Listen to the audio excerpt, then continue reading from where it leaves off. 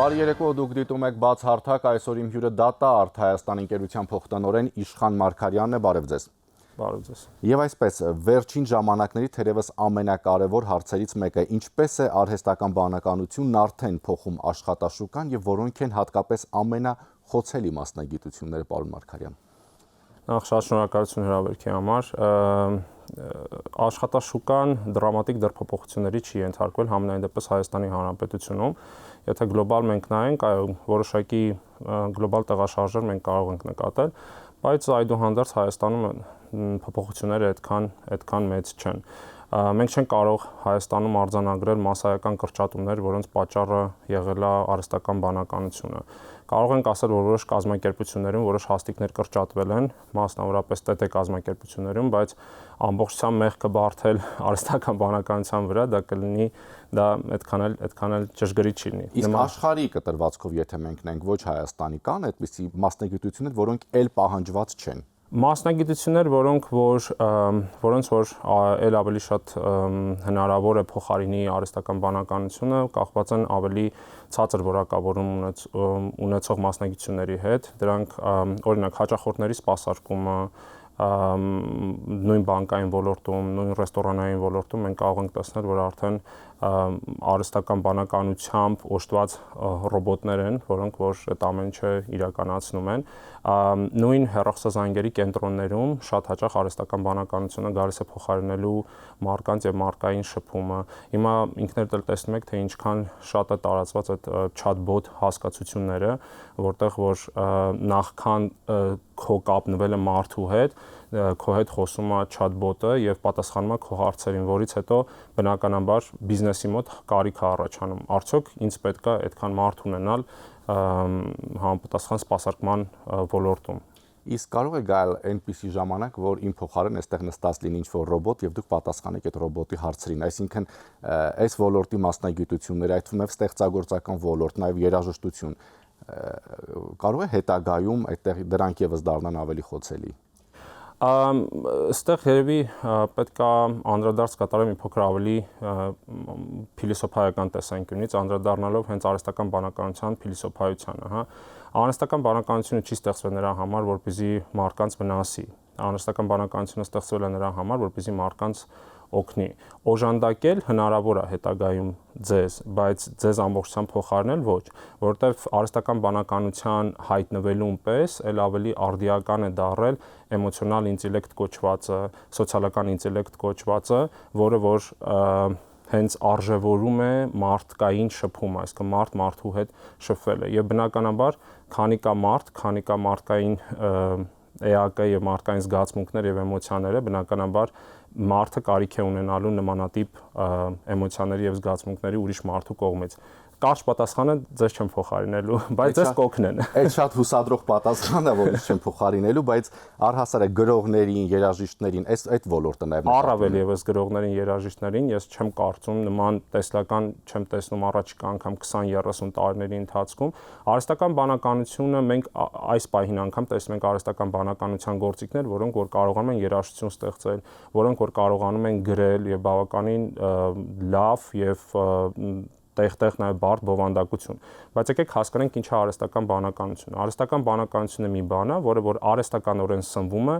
մեր մարդկային բանականությունից, այսինքն քանի մարդը սնում է արհեստական բանականությունը հարստանում է եւ այդ հարստացած ժառանգության հիման վրա կարողանում է ստեղծագործել նոր բաներ։ Իսկ ինչ է անում մարդը։ Մարդը դա էմոցիաների, մարդը հորմոնների եւ շատ բիոքիմիական ինչ որ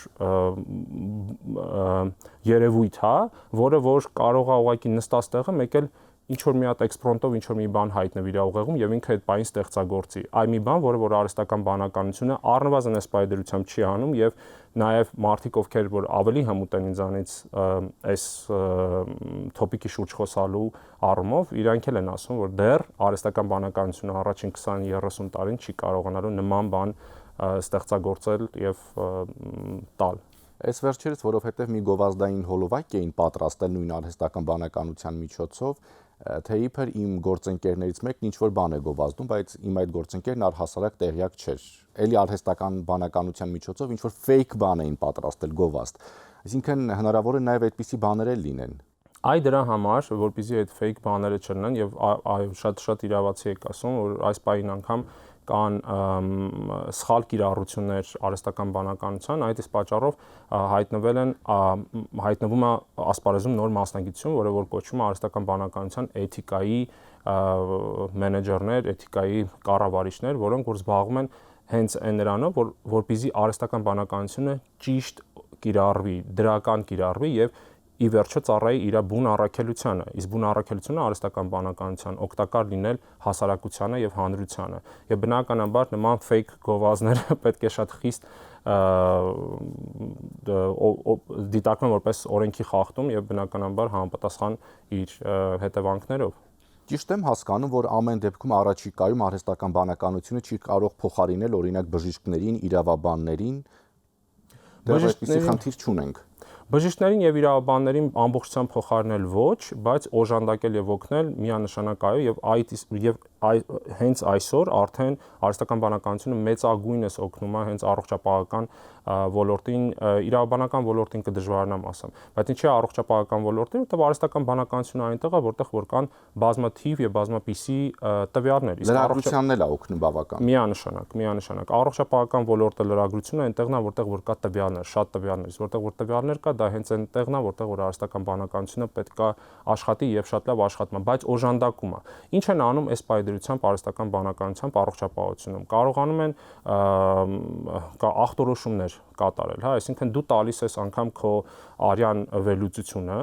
ներբեռնում ես որոշ գործիքների մեջ եւ արհեստական բանականությունը մշակելով այն ինքը քեզ արդեն տալիս է որոշակի նախնական ախտորոշում։ Բնականաբար այդ արդեն քո որոշումն է, դու ամբողջությամբ վստահես դրան, թե չէ։ Ես խորհուրդ կտամ ամբողջությամբ չվստահել եւ անկախ ամեն ինչից ցույց տալ բժիշկին, որտեղ բժիշկը միգուցե տեսնի այն նյուանսները, որը որ դեռ արհեստական բանականությունը օժտված չի տեսնելուց, հա, բայց արհեստական բանականությունը մոտավորապես առողջապահության վրա նույն ազդեցություն ունի, ինչ որ ժամանակին Google-ը երբ որ հայտնվեց, հա, ու մենք ունեինք պացիենտներ, ովքեր որ գալիս էին, չէ,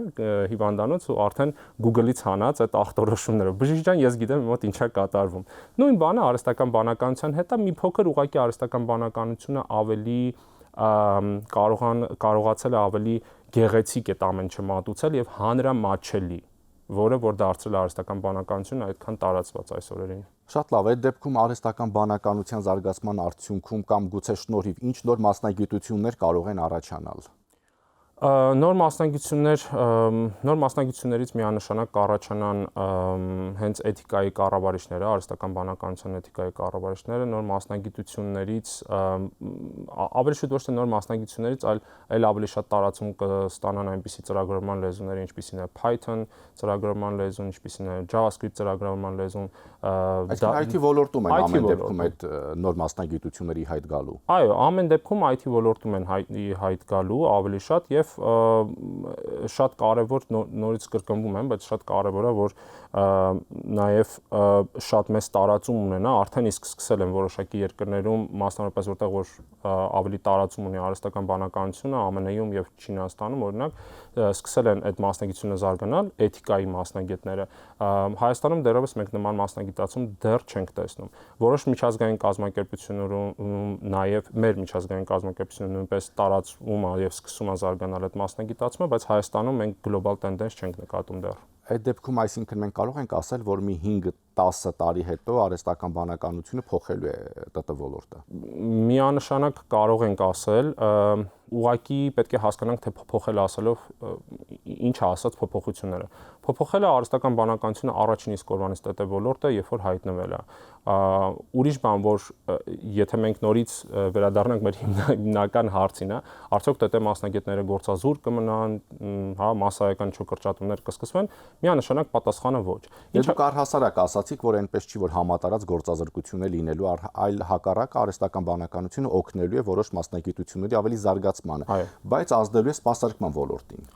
որը արդեն նկատելի է։ Սպասարկման ոլորտին եւ սպասարկման ոլորտին բոլոր ասպարեզներում, առողջապահության ասպարեզում, туриզմի ասպարեզում եւ ինչ չէ նաեւ ռեստորանային ասպարեզում։ Որովհետև կա այսպիսի մի տեսակետ, որ արհեստական բանականությունը դառնալու է համատարած գործազրկության պատճառ։ Դա կարծրատիպ է, դա եւ տվյալներով ոչ մի ձև չի հաստատվում այդ կարծրատիպը։ Այսինքն թե մենք նայում ենք այս պայդերությամբ տվյալների, թե քանի հոգի են կրճատել աշխարհով մեկ պատճառաբանելով արհեստական բանականությունը քո գործը անում է դու գնա, տենց տվյալները բավականին քիչ են։ Իսկ այս դեպքում ինչպես կարող են ընկերությունները օգտագործել արհեստական բանականությունն աշխատակիցների աշխատանքը ավելի, այսպես ասած, օպտիմալ դարձնելու համար։ Կրթելով եւ եւս մեկ անգամ կրթելով կամ մի քիչ ավելի կորպորատիվ լեզվով ասած վերապատրաստելով եւ եւս մեկ անգամ վերապատրաստելով այն ինչ անում ենք մենք մեր կազմակերպությունում առաջին իսկ օրվանից երբ որ հասկացանք որ արհեստական բանականության մեջ մեծ ուժ կա որը որ պետք է կիրառել բոլոր մեր աշխատակիցներին մենք վերապատրաստել ենք արհեստական բանականության սովորացնելով թե ինչ արհեստական բանականությունը եւ ոնց է պետք իրեն ավելի արդյունավետ օգտագործել որպեսզի կարողանալ իրան սարքել sense առօրեական գործիք որը որ ավտոմատացնում է այն ամենակրկնվող, ամենառուտին աշխատանքը, որը ամեն օր դու անում ես, բայց չես ցանկանում դա անել, եւ բնականաբար մեծ տեղ է թողում քեզ այն ստեղծագործ աշխատանքի համար, այն լավ աշխատանքի համար, որը որ միտքդ զարգացնում է, որտեղ որ դու ուզում ես քո կրեատիվությունը եւ էներգիան դնես ավելի շատ։ Պարոն Մարգարյան, այս վերջերս բավական շատ է խոսվում, որ ՏՏ ոլորտը հիմա լավ վիճակում չէ, ոչ միայն Հայաստանում, այլ առհասարակ ամբողջ աշխարհում եւ անկում է ապրում։ Արդյոք իրականության համապատասխանում է այդ տեղեկատվությունը։ Այնքանով է համապատասխանում, ինչքանով որ եթե մենք նայենք գլոբալ տնտեսությանը, ես տնտեսագետ չեմ եւ առավելևս քաղաքագետ չեմ, բայց եթե մենք ասենք շատ սիրողական աչքերով մենք նայում ենք գլոբալ տնտեսական եւ քաղաքական իրավիճակին, հասկանում ենք, որ խնդիր կա։ Կա պատերազմ, որը որ տեղի ունենում, կա որոշակի ֆինանսական անկում, տարբեր տեղեր, տարբեր ընտրություններ են տեղի ունենում եւ տարբեր հաղորդագրություններ են գնում համապատասխանաբար, որը որ բնականաբար ազդել է նաեւ ՏՏ ոլորտի վրա, այսինքն պահանջարկը շատ ավելի իջել է եւ դեռ որոշակի ինչ որ մի հատված նաեւ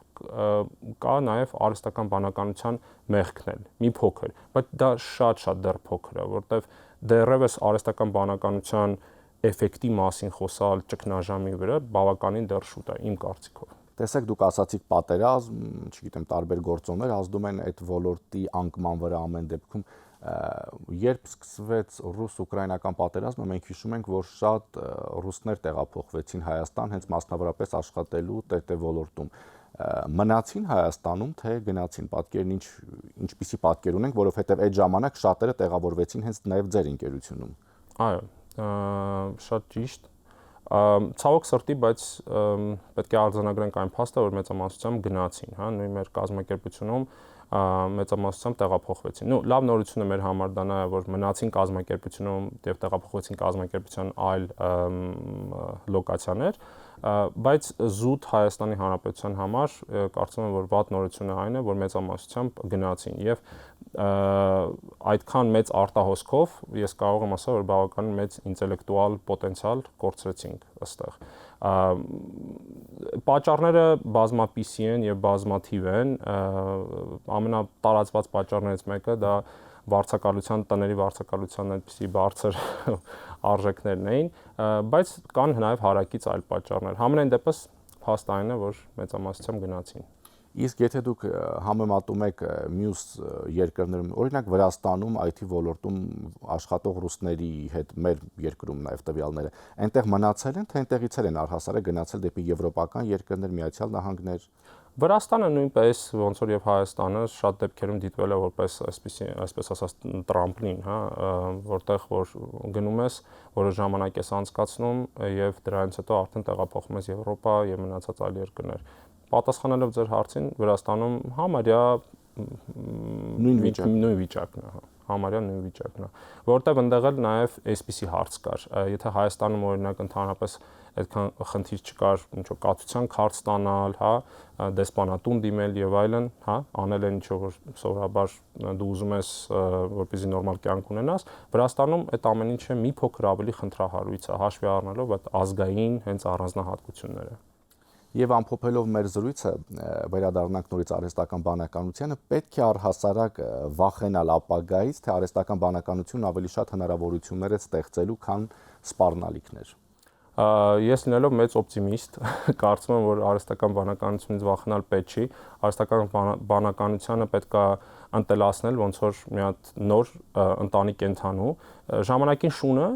նույնպես բավական վախենալու կենդանի էր, բայց երբ որ մարդը իրան ընտելացրեց, շունը դարձավ մեր ընտանիքի անդամ։ Կարծում եմ, որ արհեստական բանականությունը պետք է ընտելացնել, իրեն ճիշտ օգտագործել էթիկայի նորմերի շրջանակներում եւ սարքել իրեն մեր ընտանիքի անդամը։